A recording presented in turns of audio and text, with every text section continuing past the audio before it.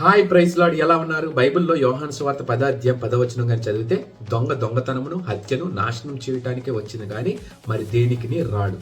ఈరోజు మన జీవితంలో చాలా మంది నిరుత్సాహం గుండా వెళ్తున్నారు. జాబ్స్ రావట్లేదనో, వివాహం జరగట్లేదనో, పిల్లలు పుట్టట్లేదో అని. ఈరోజు ఈ అపవాది ఏం చేస్తాడో తెలుసా? దేవుడి మీద ఆధారపడుతున్న మనల్ని, విశ్వాసంలో ఎదుగుతున్న మనల్ని, మన విశ్వాసాన్ని దొంగిలిస్తాడు, నిరీక్షను దొంగిలిస్తాడు, సెల్ఫ్ కాన్ఫిడెన్స్ ని దొంగిలిస్తాడు. దాన్ని బట్టి మనం ఏమైపోతాం తెలుసా? మనకు మనమే చచ్చిపోతా ఉంటాం, లోపల నడిగిపోతా ఉంటాం, మనకు మనమే హత్య చేసుకుంటాం. అంటే అపవాది మనల్ని అలా తయారు చేస్తాడు, తర్వాత చివరిగా నాశనం కూడా చేస్తాడు. మన జీవితం అయిపోయిందిలే, ఇంకా మనకు మనమే డిస్ట్రాయ్ చేయబడతాం, మన సెల్ఫ్ కాన్ఫిడెన్స్ కోల్పోతూ ఉంటాం. ఈరోజు కానీ దేవుని వాక్యం చెప్తుంది తెలుసా? మనకు విరోధముగా ఏ ఆయుధము వర్ధిల్లదు, రూపింపబడదు. సో నీ పక్షాన వ్యాజ్యమాడువాడు యెహోవాయే. ఆయన మీద ఆధారపడదాం. So think about it. May God bless you.